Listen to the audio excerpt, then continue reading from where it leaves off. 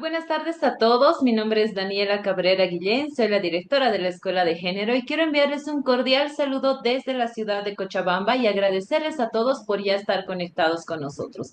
No queremos iniciar sin antes recordarles que este proyecto nace en abril del 2020, cuando con mucho esfuerzo creamos un espacio virtual llamado Escuela de Género y Desarrollo, con el objetivo de informar y orientar a mujeres y hombres para que puedan fortalecer sus conocimientos en temáticas de género, salud y desarrollo integral.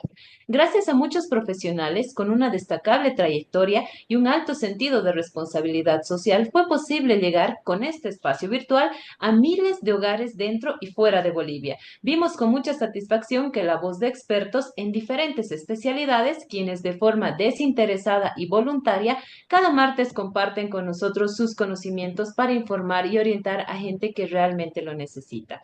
Quiero decirles que juntos hemos aprendido ya en 204 talleres, con más de 706,000 participantes de diferentes departamentos de nuestro país, como también del extranjero. Gracias por confiar en este su espacio llamado Escuela de Género y Desarrollo. Y el día de hoy, como todos los días, reafirmamos nuestro compromiso de seguir trabajando con todos ustedes, porque estamos convencidos que con educación Bolivia puede. Después de esta pequeña introducción, quiero darles la bienvenida a nuestro taller número 205 de la Escuela de Género y Desarrollo, donde vamos a hablar acerca de un tema muy importante que estoy segura que muchos de ustedes han escuchado, como es esta nueva bacteria denominada Streptococcus pyogenes.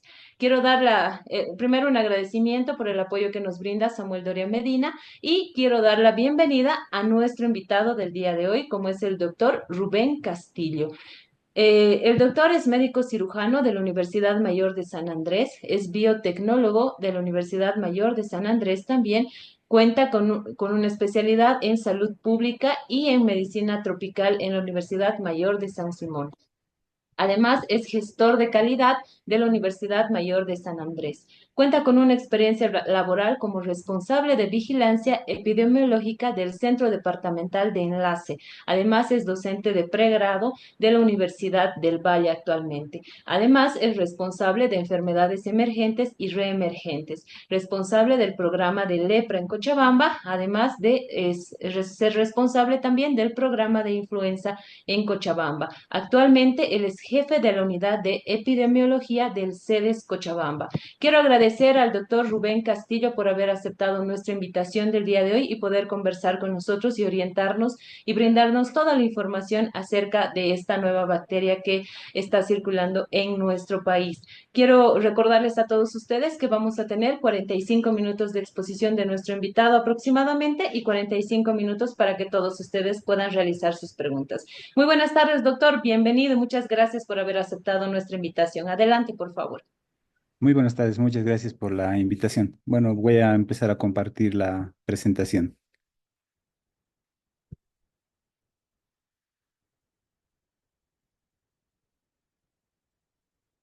Eh, ¿Me confirman si se ve? Sí, doctor, podemos ver su pantalla. Adelante, por favor. Un ratito.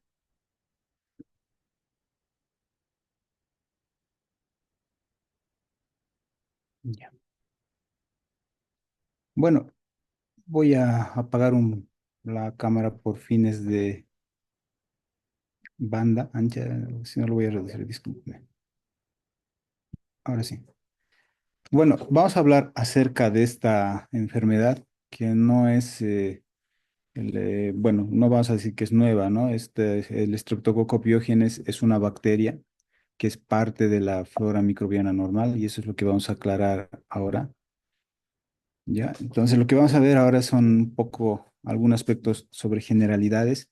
Me pidieron que haga una presentación más o menos comprensible para la múltiple población que me está viendo.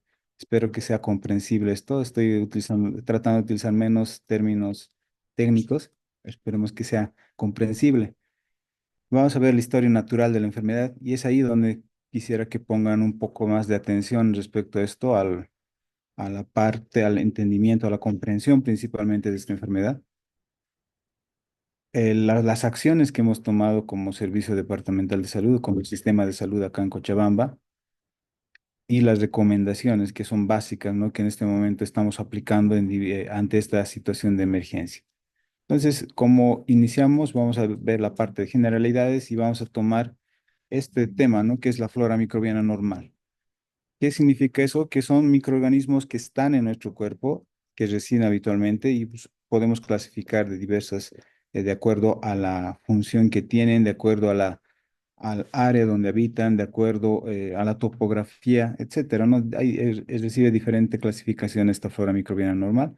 Y si nos vamos a abocar directamente a Streptococcus, entonces vamos a decir que Streptococcus y otras variedades, como podemos observar acá, son parte de los microorganismos que habitan en la cavidad oral, ¿no? Aquí tenemos más de 10 géneros, especies que habitan habitualmente en nuestro organismo, ¿no? Que ante ciertas situaciones puede haber un desequilibrio y pueden ocasionar ciertas infecciones, ¿no?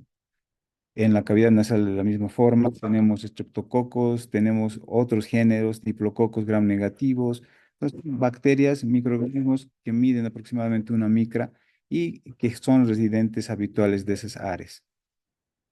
Y en la cavidad faríngea es ahí donde se encuentra Streptococcus pyogenes. Ya vamos a ir viendo más adelante las características biológicas que tiene esta bacteria principalmente. Entonces, como conclusión de esta parte, vamos a indicar que esta bacteria es parte de nuestro cuerpo, no es una bacteria nueva.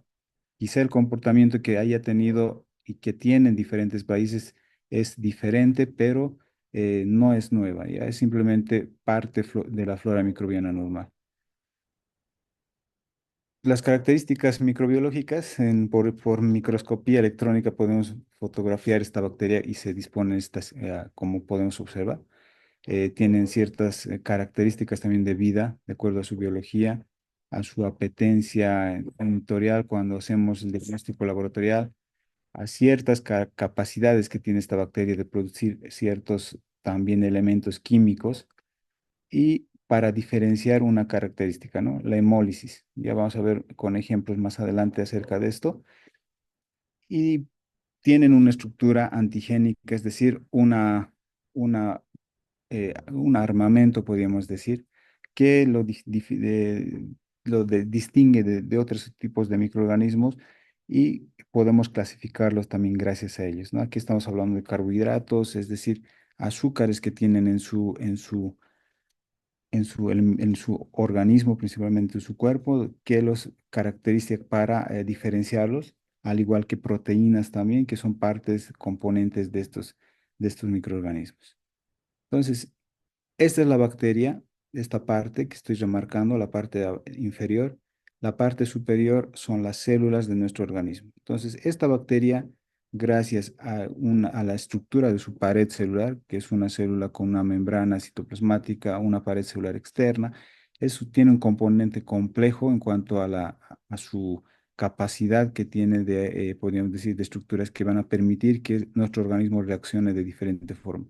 Aquí estamos viendo proteínas, podemos ver elementos que les sirve para fijarse a las células principalmente nuestras, los azúcares y proteínas que mezclan la pared celular, todos estos son elementos extraños en nuestro organismo y por ser así van a ocasionar una respuesta inmunológica también.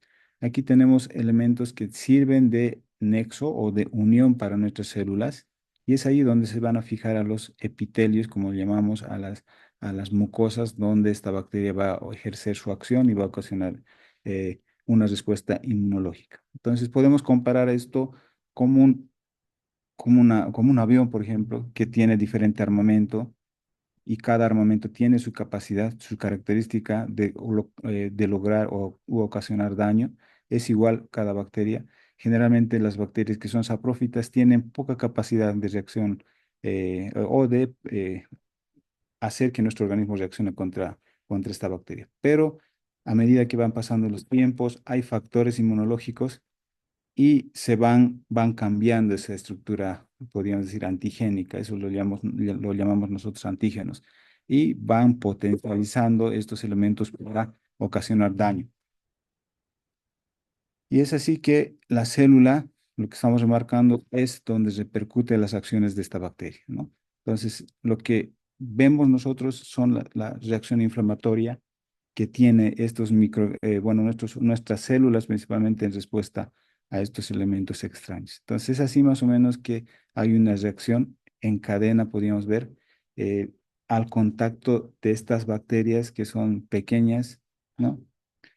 Que habitan en ciertas áreas de nuestro cuerpo, pero cuando pasan a órganos estériles, a la sangre principalmente, ocasionan diferentes problemas, ¿no?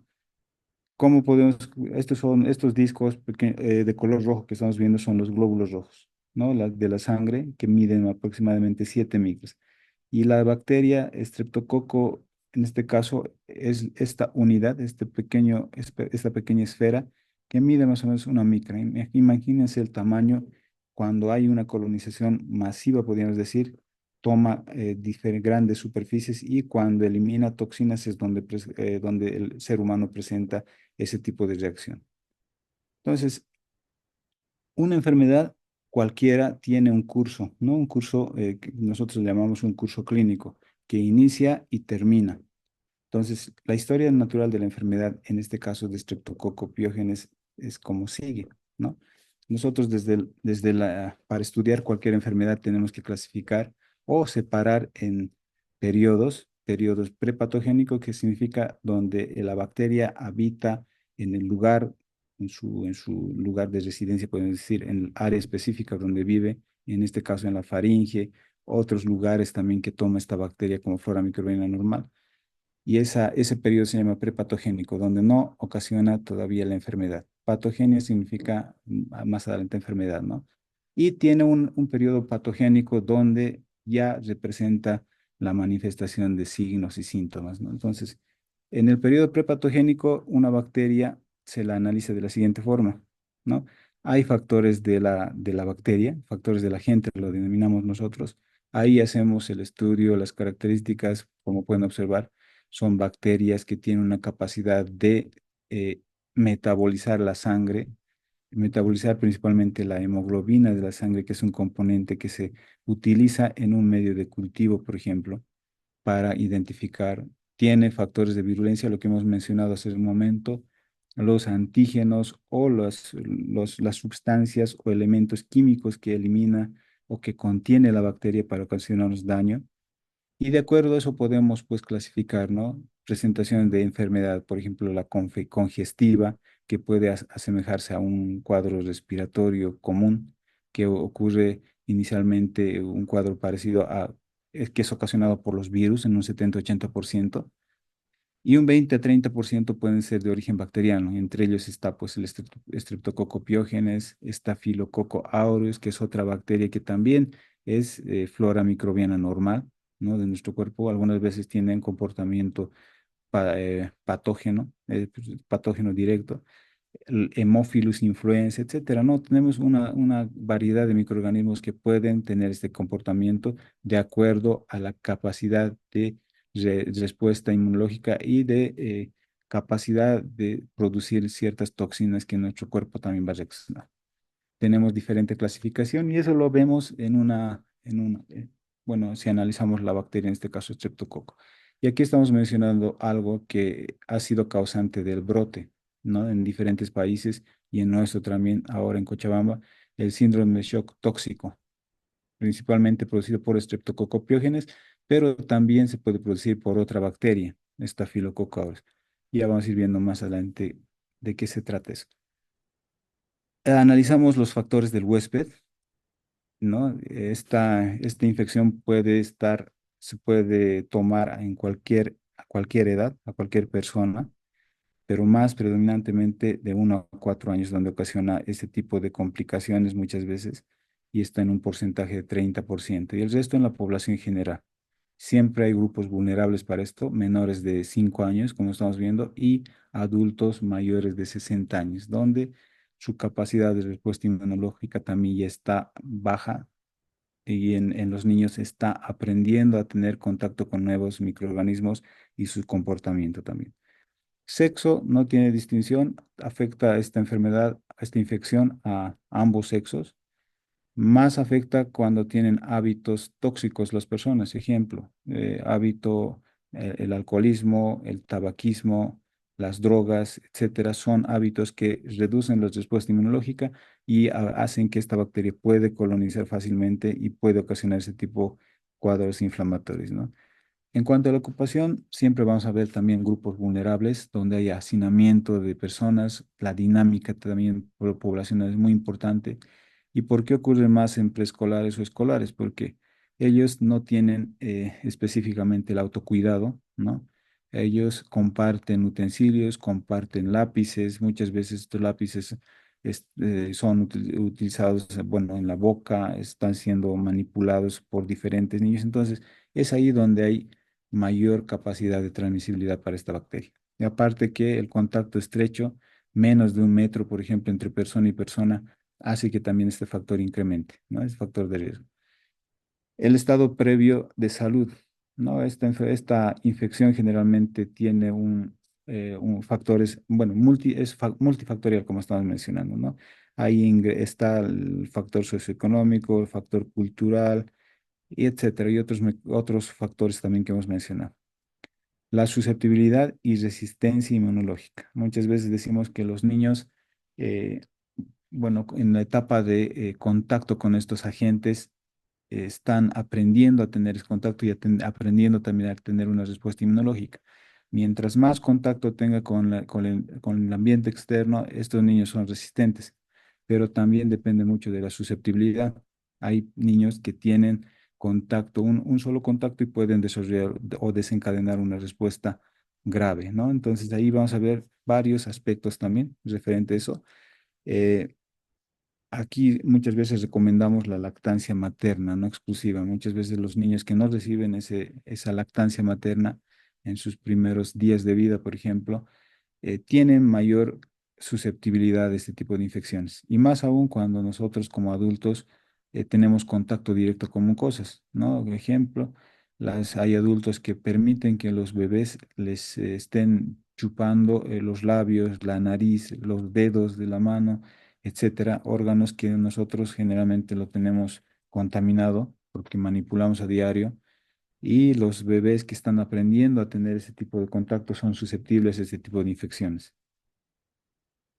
Factores ambientales, la parte socioeconómica es muy importante, la variación estacional también, son enfermedades que suelen aparecer eh, en estas épocas, en épocas de cambio de estación, por ejemplo, que coinciden muchas veces con la gripe estacional y posterior a esto aparecen los cuadros de neumonía o este tipo de infecciones que son frecuentes y que son notificados también en la vigilancia epidemiológica de las infecciones respiratorias agudas. La contaminación ambiental también es otro factor que se suma a esto. Entonces, como pueden ver, para que se produzca una enfermedad o que estudiemos esta enfermedad, tenemos que contemplar varios aspectos en la parte donde no vemos signos y síntomas, ¿no? Y por último, el estímulo o el factor que va a desencadenar la respuesta. El contacto con el enfermo, portador, el tiempo que va a tomar, el tiempo de contacto que vamos a tener con el enfermo, que generalmente suele ser entre 20 minutos hasta 1 hora como parámetro, digamos, para adquirir una cantidad de bacterias que van a introducirse en nuestro organismo y ocasionar este tipo de respuesta.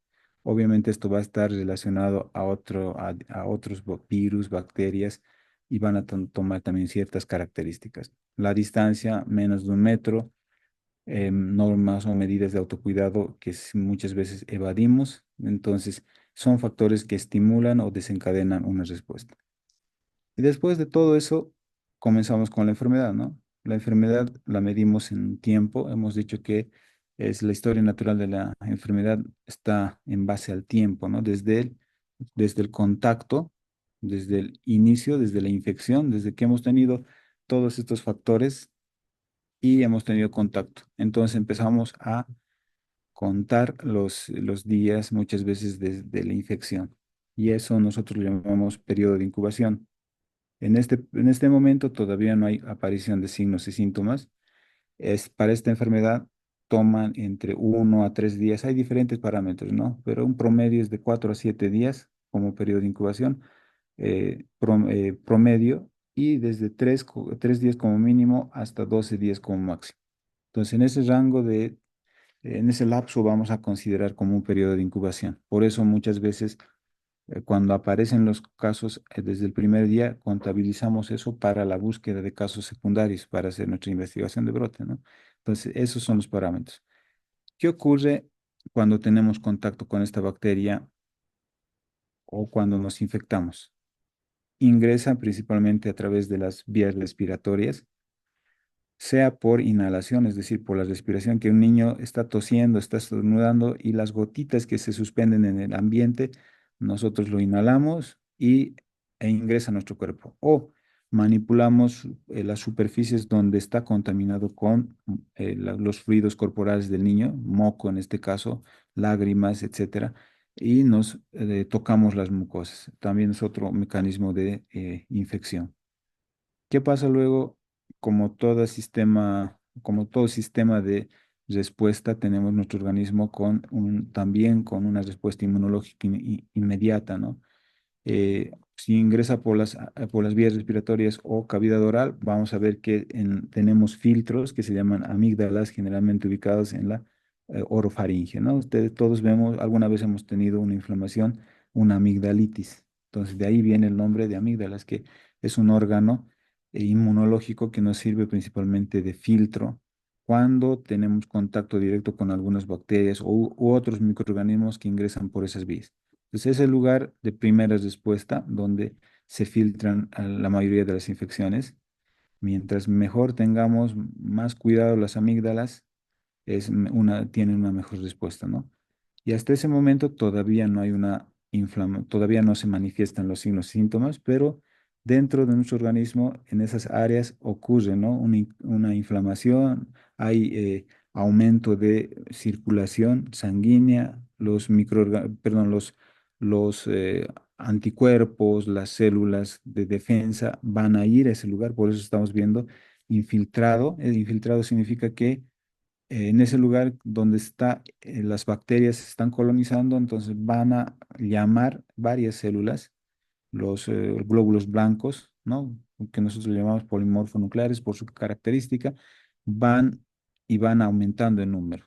Y a medida que van aumentando en número, también va aumentando la circulación sanguínea en ese lugar y va aumentando de tamaño la amígdala. Pero hasta ese momento la respuesta celular que tenemos es tenemos unas células que se encargan de comerse los microorganismos en esos filtros, en las amígdalas principalmente, que se llaman los glóbulos blancos, los macrófagos, ¿no? Que se comen todo tipo de células que no son parte de nuestro cuerpo inicialmente, ¿no? Y estas células son las que presentan a células especializadas también de nuestro cuerpo para tener una respuesta específica. Por eso estamos diciendo acá presentación de antígeno. Entonces, lo que quiere decir, como ejemplo, es una célula que se come a una bacteria y los restos que salen de la bacteria o lo que quedan de la bacteria lo ponen en la superficie de la célula para que una nueva célula especializada reconozca esas partes que no les corresponden. Entonces hay un ataque directo a los agentes extraños que se encuentran en esa área. Y ahí con todo ese fenómeno ocurre una inflamación en la amígdala y eso se llama amigdalitis, ¿no? Que tiene ciertas características clínicas. Ahorita vamos a describir todo eso. Entonces, es la primera fase. Entonces, todo esto puede repercutir a que siga adelante el curso de la inflamación o a que pase simplemente desapercibido, pase a una infección subclínica. ¿Qué significa eso? Que simplemente tenga algo de malestar, un leve dolor en la garganta que no es significativo, ni siquiera tiene mucha molestia y pasa a una curación directa. Y esto ocurre en más del 60% de la población que tenemos a diario con ese tipo de microorganismos que están constantemente en diversos lugares, ¿no? En el transporte público hay gente que estornuda, que todo ese, estamos viendo que las superficies están sucias, manipulamos superficies, entonces estamos en contacto constantemente con ese tipo de eventos, ¿no? Entonces, por eso no llega ni siquiera a presentar signos y síntomas. Hay una infección subclínica, como estamos mencionando. Subclínica significa que no manifiestan signos y síntomas y llegan a una curación directa. Y ahí está la gran parte de la población. Pero cuando rompe esa barrera, ya empieza a, a manifestar los signos y síntomas, ¿no? Y ahí vamos a ver lo que nos produce generalmente es una amigdalitis o inflamación local que podemos clasificar desde la parte médica en diversas formas, ¿no? Esto para que se me entienda, principalmente he buscado esta clasificación simple para que sea más comprensible, ¿no? Nosotros desde el punto de vista médico podríamos clasificar en parenquimatosa, folicular, pero ahí simplemente vamos a ver incremento del tamaño de las amígdalas, por eso se llama amigdalitis y vamos a ver el color rojo en esa amígdala. Cuando pedimos que abra la boca el niño o la persona que está enferma, vamos a ver de color rojo. Rojo. Cuando tiene otra presentación folicular, vamos a ver con pus, ¿no? Hay unas placas blancas en la superficie de las amígdalas que pueden ser puntos o que pueden ser también placas grandes y todo órgano que se inflama es doloroso. Ahí se activa la tetrada de Celsius, lo llamamos técnicamente, donde hay calor, hay dolor, hay rubor y aumento de tamaño, ¿no? Eso ocasiona dolor. Entonces, cuando queremos deglutir, cuando queremos por lo menos pasar la saliva o líquidos, ustedes imaginarán el dolor que ocasiona, ¿no? La mayoría de nosotros hemos cursado una amigdalitis quizá por un virus o por una bacteria, ¿no? Eso es la clasificación. ¿Y qué signos y síntomas vamos a ver en esta etapa? Dolor de garganta, dolor al deglutir, fiebre súbita hasta 40 grados en niños principalmente, menores de 5 años, o en adultos pueden llegar a 38, 39 grados más o menos, ¿no? Eso es variable dependiendo de la cantidad de microorganismos, dependiendo del daño y de inflamación principalmente. También puede haber, pero dolor de cabeza, dolor de músculos, dolor de oídos, porque cuando las amígdalas, en el lugar donde se ubican las amígdalas, hay un conducto que comunica la faringe con el oído medio. Entonces, ahí ese conducto se llama conducto faringotimpánico, que también es tomado cuando se inflama la amígdala. Pues por eso hay niños que habrán visto alguna vez que por las orejitas, por el conducto auditivo sale pus, ¿no? Por eso puede haber una otitis media, se llama eso, inflamación del oído medio. Va a haber crecimiento de los ganglios linfáticos, a veces nos palpamos detrás de las orejas principalmente o en el cuello, pequeñas bolitas. Eso se llama inflamación de los ganglios linfáticos, linfadenopatía. Y puede haber debilidad también generalizada. Entonces, como pueden ver, estos signos y síntomas son parte de un cuadro respiratorio, pero que también son parte de una respuesta general por una inflamación, ¿ya? Que también, si llegan a ese nivel, puede haber una recuperación, y de eso más o menos hay un 15 a 20% de la población que llega a una recuperación y después llega a una curación. Esto, obviamente, sin tomar medidas terapéuticas o de tratamiento. Estamos hablando, la historia natural de la enfermedad es cuando nosotros como médicos no intervenimos para el tratamiento. Aquí simplemente estamos hablando cómo transcurre una enfermedad sin tratamiento, ¿ya? Fíjense, hay un porcentaje que también remite, se recupera e incluso se cura y no pasa a más problemas, ¿no? Pero si pasa esta fase y hay complicaciones, y ahí ya un poquito el cuadro, la enfermedad va aumentando. Hay complicaciones que producen pus, eso significa supurativas. ¿Qué tenemos ahí? Una amigdalitis local, una lesión local principalmente. Eso estamos hablando de la misma amígdala, donde va a aumentar la cantidad de circulación. Aparte, si aumenta la cantidad de circulación, imagínense una manguera con cierto diámetro, aumentamos la presión de sangre y vamos a hacer que explote la manguera y el líquido y el líquido salga de la manguera hacia el exterior. Lo mismo ocurre en esta fase, donde la sangre, las proteínas especialmente de la sangre, en este caso el plasma se sale hacia el exterior y ocasiona inflamación.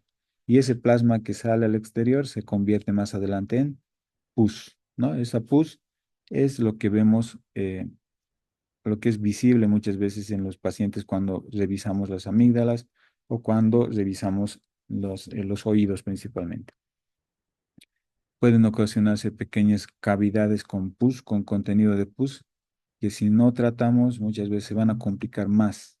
Pero hay gente que atraviesa ese tipo de problemas y van a ver que también pueden recuperar sin manejo terapéutico. Pero puede haber recurrencias. Esto puede presentarse de forma reiterativa, reiterativa, reiterativa, y es ahí donde vamos a presentar otro tipo de cuadros clínicos más adelante. Vamos a ver. Entonces, ¿cuáles van a ser los síntomas ahí? Cuando queremos abrir la boca va a ser dolorosa para el paciente, para la persona. Va a haber inflamación de las glándulas salivales. Entonces, el paciente, la persona va a tener dolor, aparte de dolor, va a estar eliminando baba o saliva constantemente por eso, porque no va a poder deglutir tampoco. Y aparte que las glándulas salivales también van a estar inflamadas, ¿no? Como una enfermedad parecida a la parotiditis, más o menos. Entonces, va a ser doloroso. Va a haber crecimiento de las amígdalas, ¿no? Y en esta fase generalmente el médico cuando revisa al niño, a la persona, dice, hay que operar las amígdalas, ¿no? Entonces, cuando hay crecimiento, hipertrofia significa aumento de tamaño. Entonces, incluso puede tapar la vía respiratoria, ¿no? Hay personas que tienen hipertrofia amigdalar y son las personas que roncan mucho también. Se puede asociar a este cuadro también que aquí hay un porcentaje bajo también que puedes recuperar sin manejo médico, sin manejo terapéutico, ¿no? Ahí puede llegar a la recuperación. Cuando pase esta fase y dependiendo de la virulencia, de la capacidad de la bacteria, puede haber complicaciones que no producen pus. Eso quiere decir que son complicaciones que van a repercutir en el tiempo, en el futuro, ¿ya? Y este tipo de problemas son como por ejemplo la fiebre reumática. ¿Qué significa fiebre reumática? Habrán escuchado, ¿no? Fiebre reumática es cuando es una enfermedad autoinmune, porque por eso estamos hablando acá, autoinmunidad. ¿Qué significa eso? Que nuestro organismo mismo nos reconoce a nosotros como cuerpos extraños y se autodestruye. Eso significa, y esta bacteria generalmente desencadena ese tipo de respuesta, ¿no? De autoinmunidad. ¿Por qué? Porque la persistencia del estreptococcus en estas áreas, ¿no? Donde estamos viendo las recurrencias, cada periodo, cada cierto tiempo va reinfectándose, reinfectándose, y puede tener una repercusión, por ejemplo, en etapa crónica, una fiebre reumática.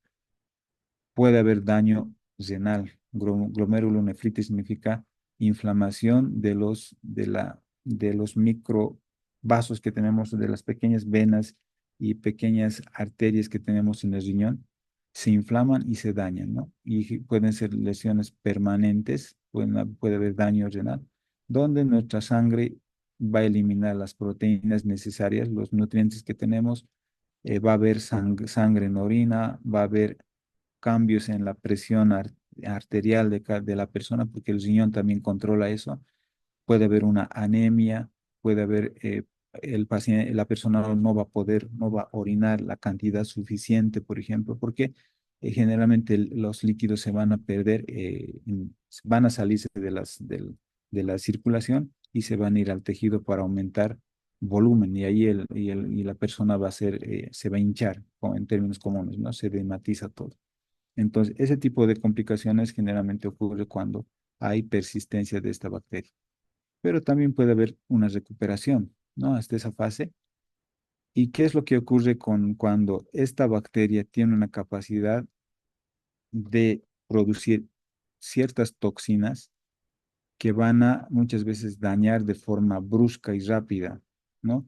¿Qué es lo que hemos visto en esta enfermedad, ¿no? El síndrome de shock tóxico por estas bacterias que producen super antígenos, se llama. ¿Qué es un antígeno?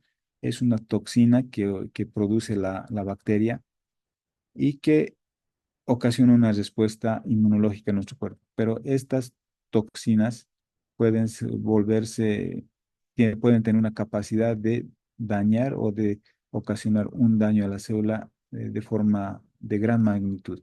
Por eso este síndrome de shock tóxico nos ha obligado a emitir esta alerta sanitaria acá en Cochabamba, porque hemos visto cuadros de inicios, bueno, de bruscos, ¿no? Y que han repercutido en fallecimiento de dos niños en este periodo. Entonces, este síndrome de shock tóxico es podríamos decir, la fase final de una infección de esta por estreptococo piógenes que tenga esta capacidad, donde, como pueden ver, los signos y síntomas se generalizan. ¿Por qué? Porque esta toxina es capaz de producir una tormenta de, de citoquinas, lo llamamos nosotros, una reacción inflamatoria grave, donde incluso esta toxina se fija a las células y nuestro mismo cuerpo reacciona contra, contra nuestras mismas células y hay una destrucción masiva de esto. Por eso los signos y síntomas pueden ser graves: náusea, vómito, diarrea, alteraciones neurológicas. El niño o adulto que presente esta enfermedad, cambio de comportamiento, se desorienta, entra en coma o es irritable, etcétera. ¿No? Hay daños, hay manifestaciones clínicas que se pueden confundir con otras enfermedades incluso. Y es ahí donde hay este tipo de cambios, ¿no? Y generalmente es la última fase de la complicación, donde hay un daño multiorgánico. Por eso ya hay, ¿cómo se llama? Un shock tóxico, un choque tóxico lo llamamos, y es persistente. ¿Qué significa eso? Que no va a reducir por más intervención médica que hagamos. Peor si ha pasado mucho tiempo. Va a haber una falla multiorgánica, va a haber un cuadro de sepsis, va a haber una sobreinfección por otro tipo de bacterias que van a aprovechar esa fase, y a pesar que utilicemos medidas en terapia intensiva extremas, muchas veces el cuadro no se puede revertir y lamentablemente pues el paciente va a fallecer. De toda esta historia natural de la enfermedad, como pueden ver, gran parte de los procesos que ocurren habitualmente por esta bacteria ocupan más del 90% de los casos, ¿no? Pero hay incluso más, 95 o más en porcentaje. Y el resto en situaciones aisladas o por brotes, ¿no? Por brotes, por epidemias en diferentes lugares y por si la circulación de este tipo de bacterias que tengan esa capacidad de producir un síndrome de shock tóxico pueden desencadenar este tipo de cuadros que generalmente desencadenan la muerte de la persona. Entonces, si esta parte se ha entendido, es la historia natural de la enfermedad de esta bacteria, ¿ya? Podemos clasificarla, podemos analizar otro tipo de microorganismos que van a diferir muchas veces en el comportamiento, pero lo que nos interesa está lo remarcado en la parte verde. Por eso se ha emitido una alerta epidemiológica en nuestro departamento, porque de dos personas y las dos personas que han tenido ese curso clínico rápido, tórpido que llamamos, han fallecido. Entonces, imagínense el grupo familiar y los casos secundarios que estaban en relación con los pacientes fallecidos. Entonces, esa era la preocupación y, eh, y esa es la justificación de la alerta epidemiológica a nivel departamental. En cuanto no, a la prevención en la historia natural de la enfermedad, tenemos una prevención primaria, donde la higiene personal, lavado de manos, la educación comunitaria sobre los signos y síntomas, la alimentación, mejora del sistema inmune, todos esos son factores o son medidas que vamos a aplicar para prevenir esta enfermedad. Y aclarar, ¿no? Que no hay una vacuna contra estreptococopiógenes. Es un género que se lo ha estudiado pues no podemos decir poco, sino que no con mucha importancia porque es flora microbiana normal. Pero hay otra especie de estreptococo, como es el estreptococo neumonía. Para esa bacteria sí tenemos una vacuna, ¿no? La vacuna que se aplica a los 2, 4, 6 meses de edad de la persona, del recién nacido. Tenemos una prevención secundaria donde generalmente se trata de ver el diagnóstico temprano a través de cultivos, pruebas rápidas, pacientes para captar y casos y cortar la cadena de transmisión principalmente. Ahí se utiliza la quimioprofilaxis antibiótica, Se hace también el seguimiento y educación del paciente, la prevención de posibles secuelas cardiovasculares. Entonces, tiene etapas también de respuesta, ¿no? Y la prevención terciaria, en manejo de complicaciones principalmente, ¿no? Las valvulopatías que pueden generarse posteriores en la fiebre reumática, en las complicaciones no supurativas que llamamos. Ya esto es con fines de rehabilitación. Muchas de las personas que tienen problemas cardíacos en diferentes edades es producto de la infección recurrente por esta bacteria en una etapa crónica. Entonces, no vamos a, por eso no tenemos que alarmarnos ante esta situación, ¿no? De este brote por estreptococcus piógenes, porque lo tenemos, lamentablemente lo tenemos con flora microbiana normal, y cuando hay cuadros de recurrencia en infecciones agudas, puede repercutir más adelante en una fiebre reumática y ocasionar daños orgánicos graves en la persona en el curso de su vida. Entonces, esa es la historia natural de la enfermedad respecto a esto. Vamos a hablar un poquito de los factores que generan la enfermedad. ¿Qué enfermedades producen esta bacteria? Faringitis, hemos hablado. Impétigo, que es una sobreinfección de la piel también, en los niños que se manipulan la nariz constantemente, que están con factores inflamatorios, pues pasando un resfrío común por un virus, influenza, virus incisional respiratorio, cualquier otro virus. Aprovechando esa baja inmunológica, estas bacterias pueden colonizar y alterar ese equilibrio, ¿no? La fiebre reumática, la bacteriemia invasiva, el síndrome de shock tóxico que estamos viendo, la fasciitis necrotizante, que es una complicación, por eso se llama a esta bacteria, habrán escuchado también las bacterias comedoras de carne, que generalmente tienen una afinidad por por las grasas por la grasa que se encuentra debajo de la piel, y a partir de ahí la inflamación va tomando, se va formando cadenas y afecta lesiones grandes en tejidos, por ejemplo, eh, traumatizados, ¿no? Vamos a ver algunas fotos más adelante. Afecta a todas las edades, ¿no? Con un pico de incidencia entre 5 a 15 años. Esa es la edad más o menos donde estamos teniendo contacto con estos microorganismos o teniendo una, hay una alta dinámica, ¿no? En la relación entre las personas. En esta edad estamos en las escuelas, en los colegios, donde hay una transmisión mixta, ¿no? De este tipo de microorganismos, y vamos resistiendo, bueno, vamos presentando cierta susceptibilidad y resistencia a diferentes tipos de infecciones, ya sean por estas bacterias o por otros virus que también son parte del perfil epidemiológico de cada lugar. En cuanto a la patología, vamos a hablar que alguna vez habrán visto en los niños, en sus hijos, en sus hermanos, etcétera, este tipo de lesiones en las amígdalas, ¿no? Es una amigdalitis, pultácea se llama porque tiene pus y es de tipo folicular. Miren el tamaño de de la amígdala. Generalmente es una cavidad abierta para el flujo de aire. Hay inflamación incluso en estas áreas, como pueden observar. Hay crecimiento, hay hipertrofia de la amígdala. Entonces, si pedimos al niño que tome una bebida fría, por ejemplo, una bebida helada, el dolor muchas veces es intenso y es insoportable.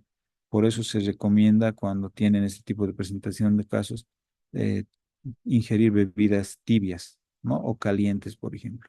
Porque al haber este tipo de inflamación, hay abundante circulación sanguínea. Entonces, eso también hay irritación de las terminaciones nerviosas, que en esta parte, si tocamos este elemento que se llama la úvula, ¿qué va a pasar con el niño? El niño va a empezar a vomitar. Por eso también un signo es un síntoma que refieren los pacientes es eso, ¿no? Náuseas y vómitos, porque esta área y la faringe, el lugar oscuro, por ejemplo, si tocamos, se estimula el reflejo del vómito. Entonces, cuando la persona está deglutiendo sus alimentos, choca con otros elementos y es donde tiene la reacción del estímulo o el reflejo nauseoso o de vómito. Podemos ver aquí cuadros de la escarlatina que también produce esto, ¿no? Aquí podemos ver la fascitis necrotizante, que son lesiones extensas que puede ocasionar también por sobreinfección por esta bacteria. La escarlatina, entonces, estamos aclarando un poco ahora de qué se trata esta bacteria, ¿no? La escarlatina la conocemos desde antes por las características que presentaba el niño, la lengua en forma de frambuesa, lengua roja, con puntos blancos más o menos, y la piel con eritema. Esto podríamos confundir ahora, incluso podría ser un diagnóstico diferencial del sarampión, ¿no? Para No investigar. puedo ayudarte con eso. Entonces, vamos a ver diferentes cuadros de presentación clínica y lo que hemos hablado, ¿no? Ahora de este superantígeno que es la toxina que elimina que produce esta bacteria para que capte estas células de defensa que tenemos en nuestro organismo, que son especializadas y que activa el sistema inmune. Hablaríamos en términos médicos, hay un sistema de complemento que se produce en la sangre al contacto con un antígeno, con un cuerpo extraño. Entonces, eso hace que haya un producto final, la destrucción celular. Y este superantígeno que produce esta bacteria puede ocasionar directamente eso sin seguir procesos de activación.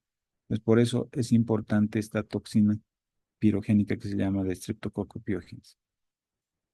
Ya hemos hablado de la fiebre reumática, puede tener secuelas graves en corazón y articulaciones, por eso hablamos de reuma. Si han escuchado hablar de reuma, es por eso, ¿no? Esta bacteria en alguna etapa de la vida hemos tenido contacto y nos ha ocasionado una faringoamigdalitis o una faringitis estreptocócica.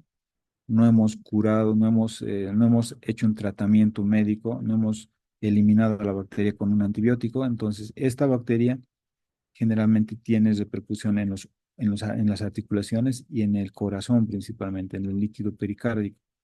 Entonces, cuando tenemos afectación del corazón, puede haber daño, puede producirse pus en el corazón, una infección grave, y en las articulaciones una inflamación de tipo autoinmune.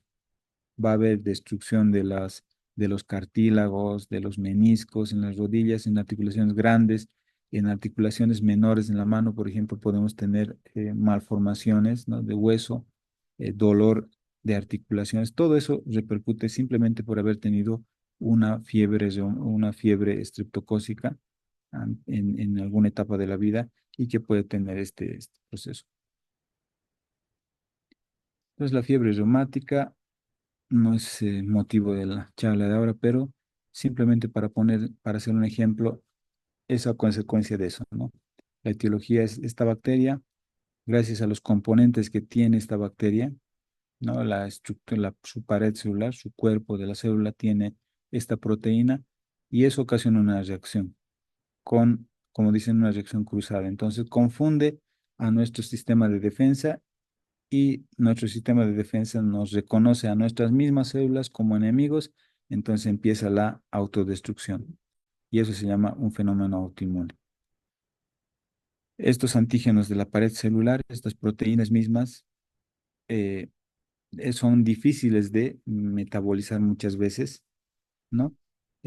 Pueden estar circulando, formando en la sangre principalmente complejos inmunes, se llama eso, y estos complejos inmunes se van a ir a depositar en las articulaciones, en el riñón, ya en el corazón, y ahí va a ejercer la autoinmunidad posteriormente, porque nuestro sistema de defensa va a reconocer como enemigo a nuestro mismo cuerpo.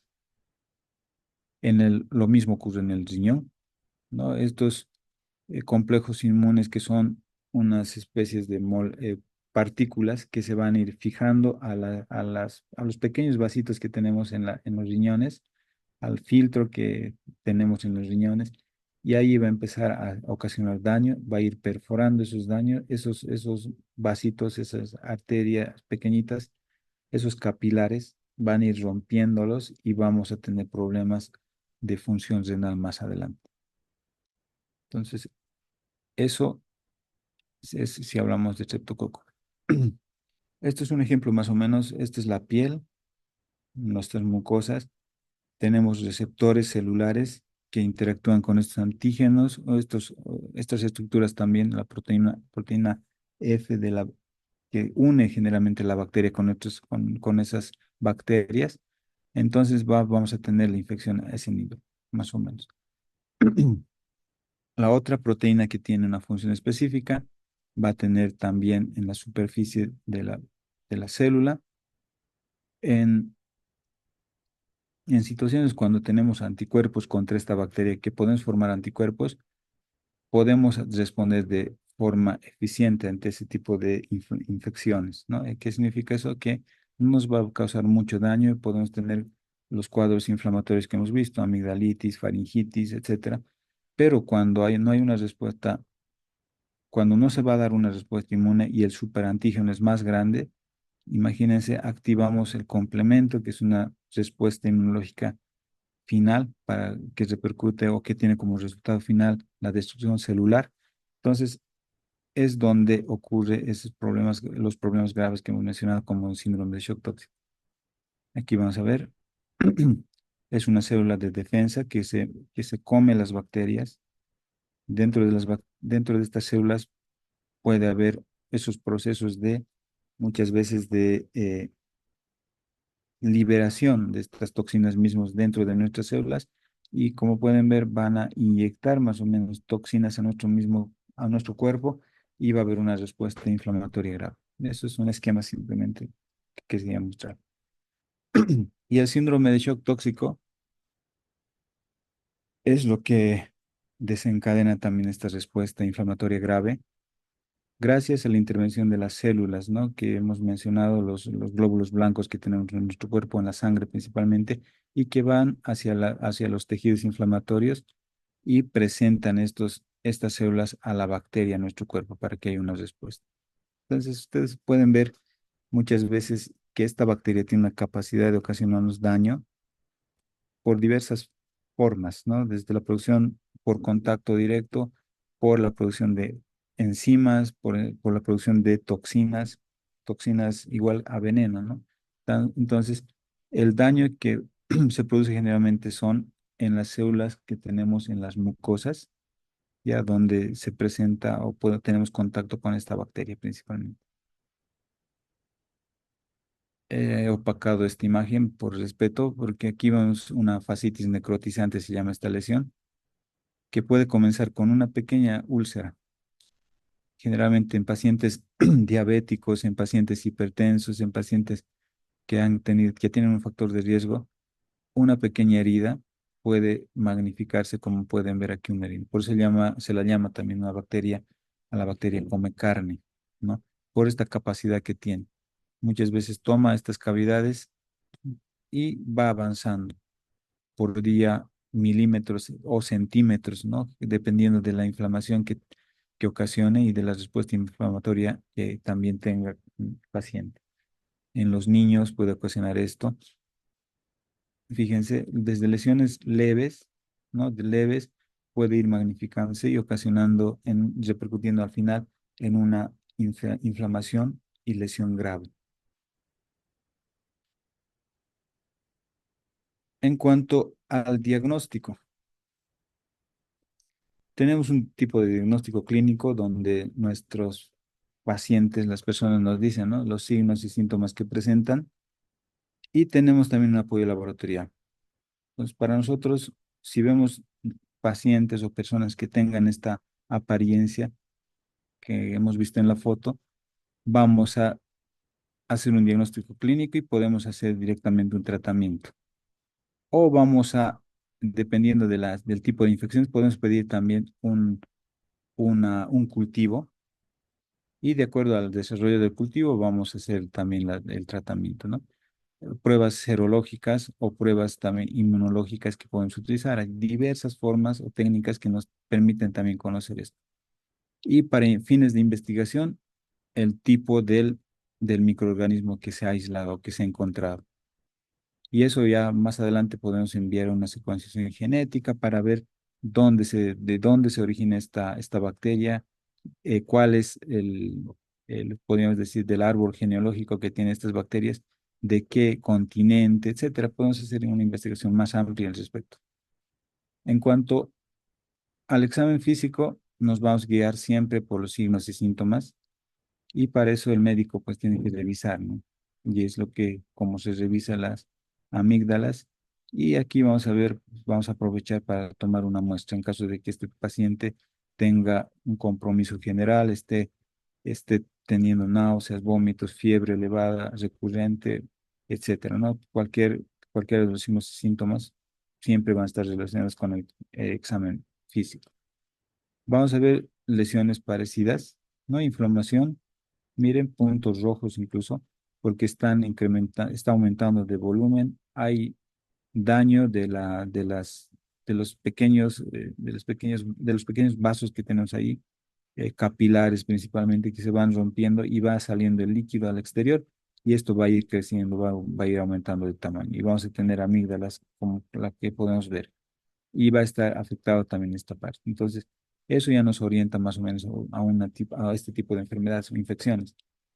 Pero también hay otro tipo de infecciones que vamos a ver más adelante. Por eso tenemos que hacer un examen médico primero, por eso no tenemos que hacer debemos tratar siempre automedicarnos. Ya cuando hay un proceso purulento, como pueden ver acá, tenemos placas de pus. Y si hay pus, imagínense cuál será qué signos y síntomas va a tener. Si hay pus, el niño o adulto o la persona que está enfermando seguramente va a tener fiebre, malestar general y todo eso. Aparte que va a tener mal aliento, ¿no? Eso es lo que vamos a identificar desde el primer momento también. O podemos diagnosticar una escarlatina, como les he dicho, ¿no? Lengua en frambuesa se llama esto, es de conocer. El cultivo es una técnica de laboratorio donde vamos a aislar de la persona a esta bacteria, vamos a sacar la bacteria, vamos a cultivar, por eso se llama cultivo, vamos a hacer que se produzca o que se reproduzca en un medio artificial, ¿ya? Entonces, vamos a tomar las diferentes regiones de la faringe, orofaringe principalmente, para tomar muestra, evitando siempre en tocar lugares donde tenga reflejo nauseoso. Ese es el objetivo. Vamos a tomar siempre de los lugares infectados, ¿no? Este es un medio de cultivo, es una plaquita de vidrio que tiene un contenido que es como una gelatina, está en base a sangre, y esto se llama agar sangre. Ya como una gelatina, tiene el aspecto es una gelatina en sí. ¿Para qué nos sirve? Para sembrar cuando hacemos la toma de muestra de la boca con un hisopo, tomamos muestra y depositamos sobre este medio de cultivo. Esta es una asa bacteriológica, esto nos sirve fíjense, un ejemplo gráfico aquí estamos mostrando, estas pequeñas cosas circulares son las bacterias de color azul que se encuentran en este lugar, en el tejido de la persona, en la boca. Se toma con este elemento que es pues, como un lápiz más o menos largo, es un alambre, y se va sembrando en la superficie de este medio de cultivo, de este medio de cultivo. Se va depositando ahí. Este medio de cultivo tiene el nutriente para que estas bacterias desarrollen, crezcan y se multipliquen, que va a ser el siguiente paso. Después de la siembra, la bacteria se adapta al lugar, empieza a alimentarse de la sangre que se encuentra en este medio de cultivo y empieza a dividirse. Se dividen por fisión binaria. Una bacteria va a dar va a dar origen a dos unidades, dos bacterias, estas dos a 4, 8, 16, 32, y se va a multiplicar de forma logarítmica. Van a formar agrupaciones, agrupaciones de células, de bacterias, y eso lo llamamos nosotros colonias. Este es lo mismo, ¿no? Es un agar sangre sembrado, como les he dicho acá, y a las 24, 48 horas vamos a ver estas colonias. Colonias, agrupación de bacterias, que ya son visibles a la observación misma, ¿no? Esta señora, esta doctora, Rebecca Lansfield, ha clasificado estas bacterias, ¿no? Estas bacterias en grupo, en grupos, ¿ya? En grupos A, B, C y otros grupos del abecedario principalmente. Y aparte los ha clasificado por la capacidad de, por ejemplo, de cómo se alimentan estas bacterias de la sangre en los medios de cultivo, ¿ya? Hemólisis significa destrucción del glóbulo rojo. Entonces ahorita les voy a mostrar unas imágenes. Entonces, de acuerdo a eso, ha diferenciado, fíjense, más de 20 grupos de estos grupos de acuerdo al abecedario de estos estreptococos, ¿no? Y estos estreptococos los ha clasificado de más, los más frecuentes por su importancia médica A, B y D. C, G y F menos frecuentes. Aquí pueden ver, estas son colonias y el halo que tienen alrededor es la hemólisis que produce. ¿Qué significa eso? La destrucción del glóbulo rojo del medio de cultivo. Por eso se le llama beta hemolíticos, ¿no? Streptococo piógenes beta hemolítico. Ya por eso es simplemente eso. Entonces tenemos tres tipos de hemólisis, eso ya es con fines ya para otras áreas, ¿no? Estreptococo piógenes, grupo B, beta hemolíticos, es lo que nos interesa en este momento, ¿no? Y hay otros que son alfa hemolíticos que no metabolizan la sangre. Este es un agar, esto es un medio de cultivo. Alfa hemólisis, aquí estamos viendo, de color verduzco más o menos, donde la bacteria daña parcialmente al glóbulo rojo. Beta hemólisis cuando daña completamente al glóbulo rojo, por eso se llama hemólisis completa también, ¿no? En un halo translúcido lo vuelve el medio de cultivo. Y tenemos otra gamma hemólisis que no ocasiona nada, ¿no? Entonces, eso con fines ilustrativos simplemente para diferenciar esta bacteria. Aquí podemos ver beta hemólisis, este es este es el medio de cultivo sangre, porque es de color rojo, y aparte que dentro también se utiliza sangre al 5%. Aquí tenemos el grado de hemólisis que estamos observando, ¿no? Incluso el medio de cultivo que es opaco, de color rojo, lo vuelve transparente cuando crece la bacteria Streptococcus beta hemolítica.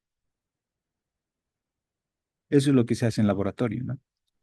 Y para nosotros, desde la parte de epidemiología, debemos analizar todos estos factores, la carga mundial de la enfermedad. Aquí estamos mostrando más o menos Streptococcus pyogenes ocasiona más alrededor de 500.000 defunciones anuales en todo el mundo. Entonces, esa es la carga de la capacidad que tiene esta bacteria de provocar daño, ¿no? La mortalidad también de este grupo mismo es relacionado a los cuadros iniciales que hemos mencionado, amigdalitis, faringitis, etcétera. Y aquí podemos ver que de esta cantidad hay un tercio, ¿no? En las infecciones invasivas, el síndrome de shock tóxico, la fascitis necrotizante y otro tipo de complicaciones de toda que ocasionan una cantidad de muertos también a consecuencia de eso. ¿Cuándo ha empezado a circular con mayor, podríamos decir, intensidad esta bacteria? El año pasado, el 2022, en diciembre más o menos en Europa y empieza a informar, a notificar defunciones o fallecidos en niños menores de 10 años a consecuencia del síndrome de shock tóxico, principalmente por Streptococcus pyogenes. En América, el 2022 también en diciembre, como pueden ver, son olas y principalmente son enfermedades que van circulando en diferentes países y que en algún momento van a llegar a nuestros países, ¿no? Desde Europa hasta América, por la globalización que tenemos actualmente, todos esos factores también contribuyen a la difusión de esta enfermedad. Entonces, en Sudamérica se ha notificado más o menos esa cantidad. En Argentina ha habido gran cantidad de fallecidos, incluso 134 fallecidos de 926 casos. En Uruguay, 20 fallecidos de 66. En Chile, aparentemente hay 12 casos de fallecidos de 325 enfermos por estreptococo piógenes. En Bolivia, nosotros hemos captado en Cochabamba, bueno, de los casos por nexo epidemiológico relacionados a esta bacteria tenemos ya una cantidad aproximada de 20, pero de los cuales se han ido diferenciando también, ¿no? Y hemos tenido 2 fallecidos. En Chile ha tenido este comportamiento en relación a los años, ¿no? 2000, desde el 2014 al 2024, 10 años, donde la incidencia, este último año principalmente, ha duplicado el comportamiento de años pasados. Y nosotros podíamos asociar también nuestros brotes a estos países porque somos nexo también de estos países, somos países limítrofes y tenemos también alta migración hacia estos países y viceversa. Pues por eso estos países limítrofes son un factor de riesgo también para nosotros para la introducción de estas enfermedades, de estas cepas principalmente que están circulando en diversos países con este comportamiento clínico que hemos mencionado, ¿no? Aquí tenemos diferentes cepas de la proteína M principalmente que han ocasionado la mortalidad que estamos mencionando. Cochabamba eh, semanalmente notifica esta cantidad de casos. Al año tenemos 52 semanas epidemiológicas, ¿no? Cada 4 semanas aproximadamente forman un mes. Pues miren, en enero, las primeras semanas epidemiológicas, el primer mes de enero, no hemos superado los 10.000 casos de infecciones respiratorias agudas. Y dentro de este grupo de infecciones respiratorias agudas también se encuentran estos procesos bacterianos, bacterianos como Streptococo, Estafilococo, que no son notificados no tienen una notificación obligatoria, sino es una notificación semanal la que recibimos a partir de los niveles de captación de casos, ¿no? Primero, segundo, tercer nivel. Pero a medida que van pasando los meses y las semanas epidemiológicas, en media gestión más o menos ya tenemos esta cantidad, miren, 24.034, que es parte de nuestro comportamiento epidemiológico en relación a las infecciones respiratorias agudas.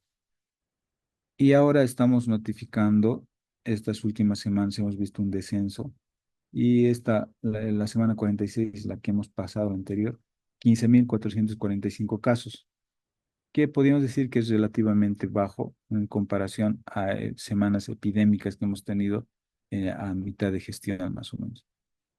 Pero ahora repercute o tiene mucha importancia porque hemos emitido una alerta epidemiológica y estamos dando mayor importancia a los cuadros de diagnóstico por estreptococopiógenes que mucha gente en este periodo de brote seguramente ha tenido, pero no ha tenido después de la alerta epidemiológica. Por eso ahora la gente está susceptible por esa situación de que podría producir esa enfermedad, pero son infecciones recurrentes muchas de las veces y son parte de nuestro perfil epidemiológico en comportamiento de las infecciones respiratorias agudas del grupo bacteriano que tenemos habitualmente.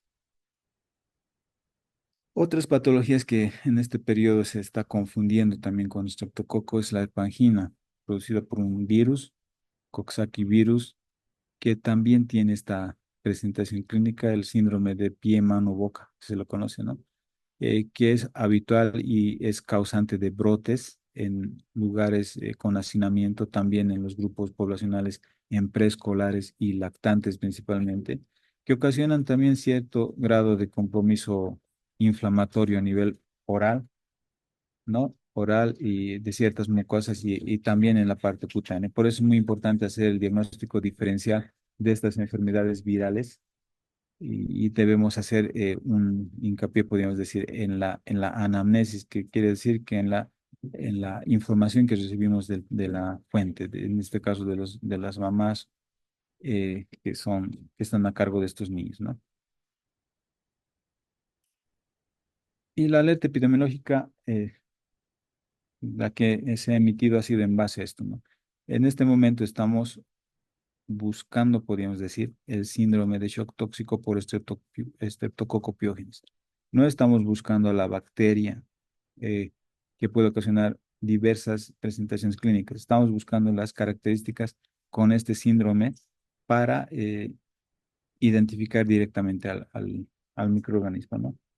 Y relacionar por nexos. Entonces, esta alerta epidemiológica emitida el 6 de noviembre, al, prácticamente a las 24 horas de haber de haber tenido conocimiento nosotros de estos problemas, de los casos de fallecidos principalmente, ya hemos emitido esta alerta para que nuestra población médica principalmente tenga conocimiento de esto, ¿no? Y empecemos a cortar la cadena de transmisión. Entonces, se ha basado principalmente en los componentes que tiene una alerta epidemiológica, información general, la definición de caso para nosotros, ¿no?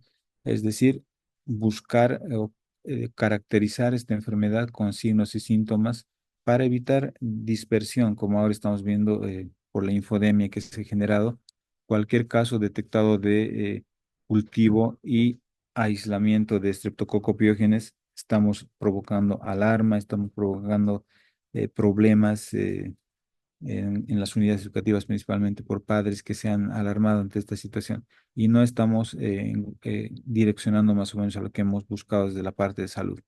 El síndrome de shock tóxico que es generalmente que tiene alta letalidad.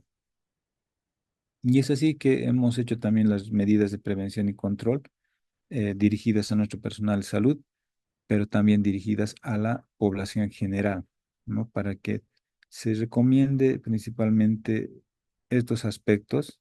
Se ha hecho la investigación de brote, se sigue realizando, estamos todavía cerrando, bueno, identificando o haciendo seguimiento a casos secundarios, los periodos o tiempos de incubación, presentación de signos y síntomas, etcétera.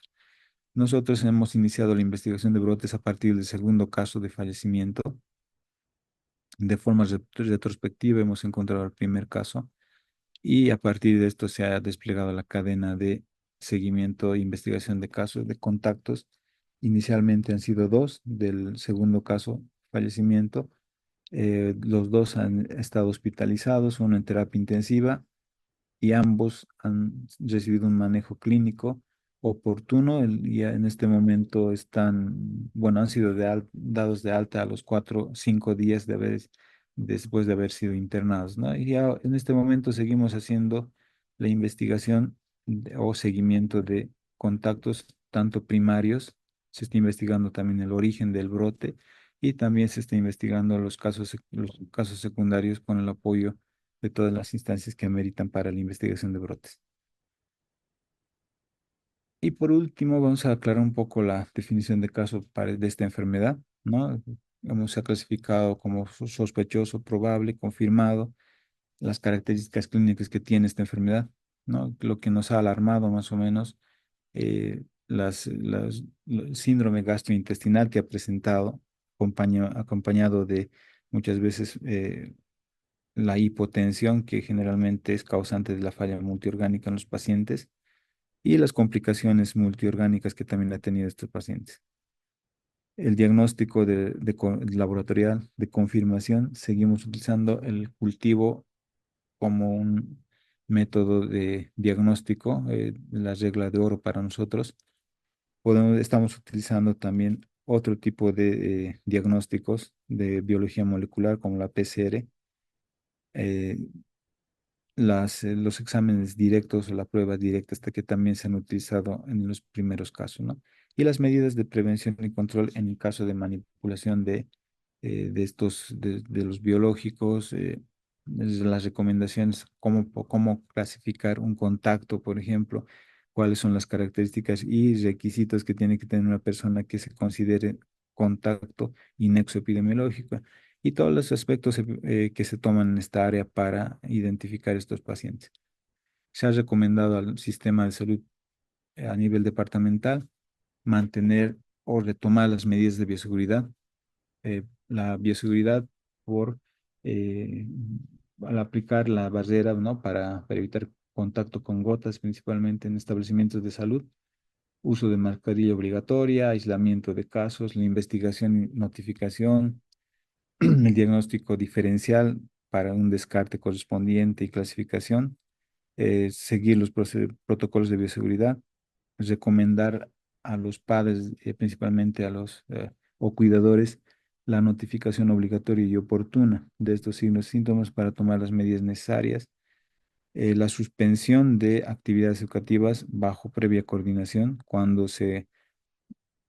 cuando un paciente, una persona esté dentro de la clasificación de los casos, ¿no? De la caracterización, etcétera, y hasta el momento seguimos realizando esa actividad, ¿no? Coordinando con las instancias que intervienen en esto. Las medidas preventivas para la población, ya hemos conocido con la pandemia, retomar las mismas medidas es lo único que se recomienda. También la desinfección de ambientes, ¿no? Es lo que hemos logrado, podríamos decir, con las unidades educativas que han estado implicadas en estos brotes, principalmente la desinfección mecánica de estos lugares, no la fumigación. La fumigación, dependiendo del químico, dependiendo de la técnica que se utilice, habitualmente no remueven al microorganismo en superficie, simplemente la inactivan. Lo que queremos nosotros es garantizar y remover el microorganismo, y eso lo logramos únicamente con la desinfección mecánica, es decir, tomar un balde con agua, hipoclorito y un trapo, y un guante, y hacer la limpieza de pupitres, ambientes, superficies, etcétera, ¿no? Entonces es lo que se ha recomendado con las unidades educativas principalmente, y la ventilación, ¿no? El uso principalmente de las medidas de bioseguridad, cumplimiento por lo menos del uso obligatorio del barbijo en unidades educativas hasta finalizar la gestión académica. Y en cuanto al manejo terapéutico, no es motivo de la charla de hoy, pero esto ya también es por indicar que eh, el criterio médico lo asume el médico y el tratamiento también lo asume él. Entonces tenemos diversos medicamentos por niveles de atención también que podemos utilizar. Los recomendados están siempre los betalactámicos porque tienen sensibilidad a estos medicamentos, por la capacidad que tiene de dañar la pared celular de las bacterias. Entonces, es lo que se recomienda, y de uso también empírico, tratamiento empírico ante las características clínicas que tenga el paciente, ¿no?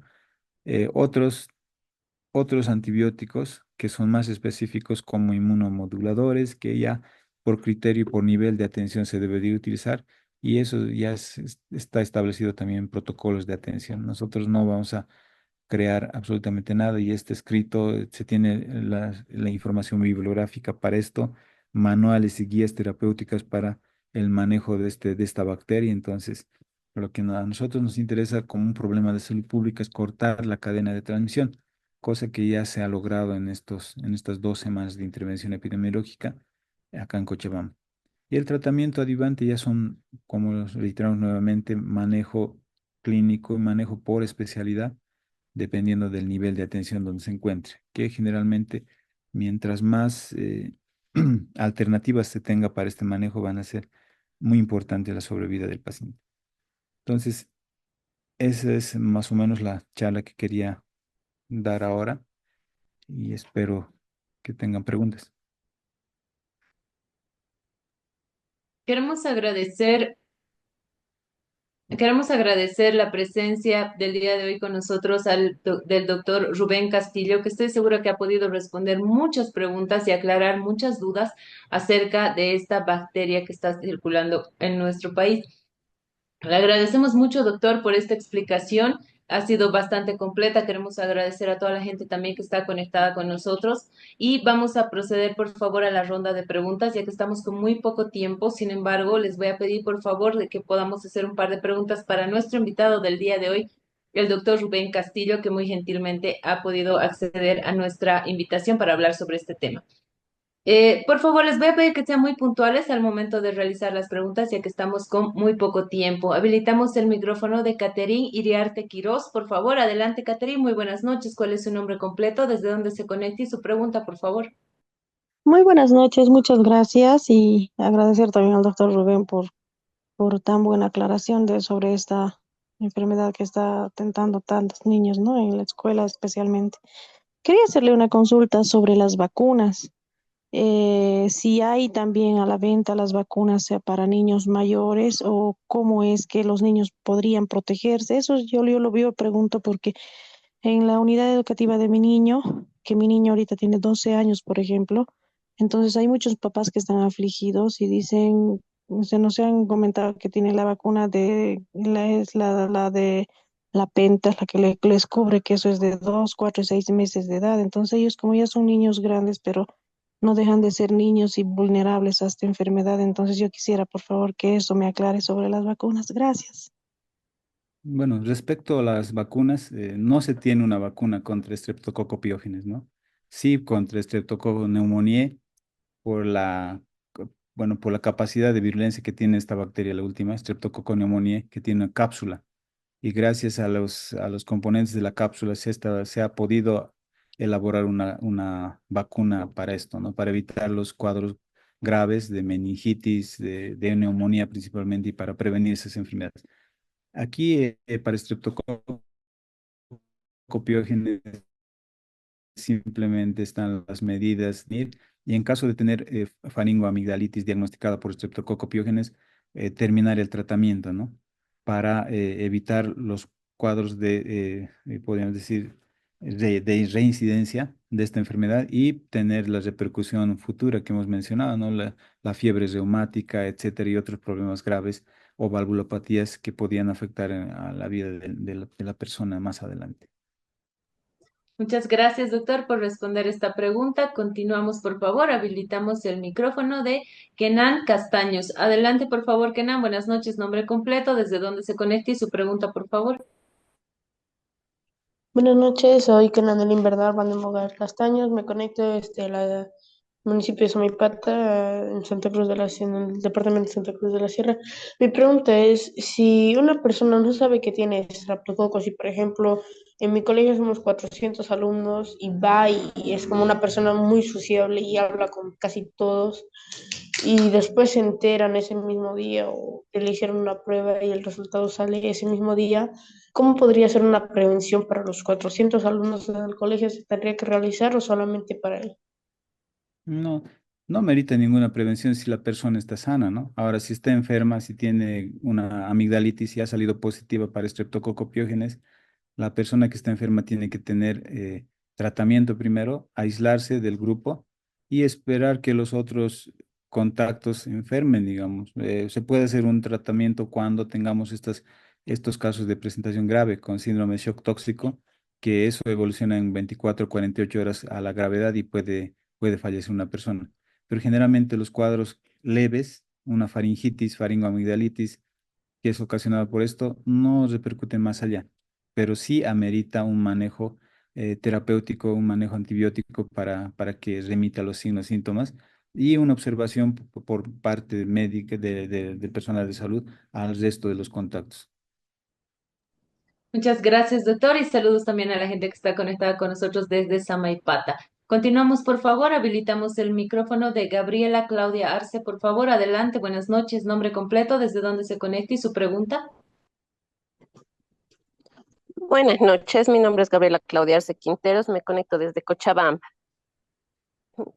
Consulta es, doctor, en cuanto al caso asintomático que se dio en nuestro colegio y el niño siguió asistiendo, ¿no existe peligro de que haya contagiado a los demás estudiantes? Y si en caso fuera, recomendaríamos a los padres que han tenido contacto con el niño que se hagan la prueba porque recién ayer tuvimos el otro caso positivo en nuestro colegio. Bueno, si han estado desde la parte inicial del charla, estamos mostrando la flora microbiana normal, ¿no? Y ahí hemos mostrado que Streptococcus pyogenes y alrededor de más de 20 géneros son parte de nuestra flora microbiana. Entonces, eso quiere decir que en alguna etapa de la vida hemos tenido contacto con la bacteria y se ha quedado en las amígdalas, en ciertas áreas, y va a permanecer ahí. Ahora, por coincidencia, hemos encontrado Streptococcus pyogenes y es asintomático todavía. No tiene signos, síntomas, no está tosiendo la persona, no está estornudando. Entonces, el contacto estrecho, ya les he mencionado, ¿no? Por lo menos tendríamos que estar una hora hablando o alrededor de ese tiempo más o menos, a una distancia de 1 metro, y que la persona esté tosiendo y esté contaminando superficie para considerarnos un contacto de esa persona y que tenga signos. Por eso, en el caso suyo, si no tiene signos y síntomas, no tendría ninguna importancia médica por el momento, a no ser que más adelante presente signos y esté estornudando, obviamente ya eso repercute, ¿no? El estornudo y la eliminación de gotitas va a ser fundamental para que contagie o transmite la enfermedad al resto. Mientras tanto, eh, simplemente la higiene, a veces ayuda mucho las gárgaras con antisépticos orales que tenemos para eliminar, reducir la flora microbiana. Simplemente, si no hay molestias y no hay signos, síntomas, la persona no transmite la enfermedad o la infección. Muchas gracias, doctor, por esta aclaración. Saludos a la gente que está conectada con nosotros también desde Cochabamba. Le transmito ahora una pregunta, doctor, que nos llega a nuestras redes sociales. Carla Lara Orellana nos dice, doctor, ¿desde qué edad hasta qué edad se puede adquirir esta enfermedad? ¿Hay algún rango de edad, doctor? Bueno, desde lactantes, por eso les ponía un ejemplo, ¿no? Más o menos, eh, hay personas adultas que apenas nace su bebé, lo primero que hacen es darle el dedo para que chupe sus bebés, ¿no? Esté calladito, no esté pidiendo el seno materno. Hay otras personas en la calle, vemos a diario, ¿no? Van, le dan su labio, le dan el lóbulo de la oreja, le dan la nariz para que esté besando, chupando, y a veces los adultos vamos besando a los niños también en la boca. Se recomienda que no se haga eso, ¿no? Por la transmisión, por la transferencia de los microorganismos a través de esos contactos directos. Entonces, un niño desde recién nacido puede adquirir esta bacteria por ese tipo de contactos o en el transcurso de la vida. Pues ya les he mencionado, ¿no? En el transporte público, por ejemplo, hay personas enfermas que circulan, van tosiendo, van estornudando y muchas veces de ellos ni siquiera utilizan un barbijo o nosotros no portamos un barbijo. Entonces puede ser una etapa de contacto. Entonces la edad y el tiempo no es límite, digamos, para adquirir esta enfermedad, sino el comportamiento y el hábito de la persona. A tomar en cuenta entonces esta recomendación que nos brinda hoy nuestro invitado, el doctor Rubén Castillo. Continuamos, por favor, doctor, con las últimas consultas, si nos permite. Habilitamos el micrófono de Narda Burgulla. Adelante, por favor, Narda. Buenas noches. Nombre completo, desde dónde se conecta y su pregunta, por favor. Buenas noches, me conecto desde Cochabamba, me llamo Narda Brulla Salazar. Doctor, respecto a la prueba del estreptotest, no sé si he escuchado, ¿es recomendable o no realizarla? ¿Qué opina al respecto? Muchas gracias. Sí, esa prueba tiene alta sensibilidad, ¿no? Supera el 95%. Son pruebas específicas que como sistema de salud pública no tenemos muchos de los centros, pero si se pudiera tener eso, es simplemente, pero se utiliza para tamizaje. No vamos a utilizar como diagnóstico y tampoco vamos a utilizar para saber si tengo la infección. A veces utilizamos cuando hay problemas de salud pública y queremos aumentar nuestra sensibilidad para captar casos. Eso no se utiliza de forma voluntaria, digamos, ¿no? Pero es altamente sensible y se recomienda en casos de situaciones como la que he mencionado ya.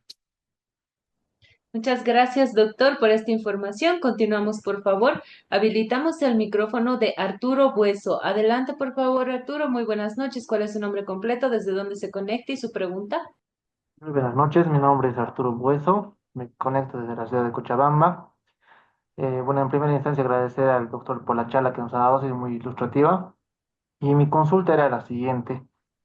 Respecto a los casos que se han dado acá en la ciudad de Cochabamba, ¿a qué se debe la virulencia de la enfermedad? Creo que todos hemos cursado con una faringoamigdalitis en su momento, ¿no? Entonces, llama la atención por qué ahora está siendo tan virulento la enfermedad y qué es lo que ha producido los fallecimientos de los diferentes niños. Entonces, no sé si eso el doctor me podría aclarar, por favor. Gracias. Claro que sí. Bueno, la virulencia depende del tipo de la cepa de la bacteria, ¿no? Hay cepas bacterianas que están circulando que tienen comportamiento epidémico, ya les he mencionado algunos países limítrofes nuestro. Y quizá la introducción de estas bacterias a nuestro ambiente, a nuestro lugar, a Cochabamba, puede ocasionar eso.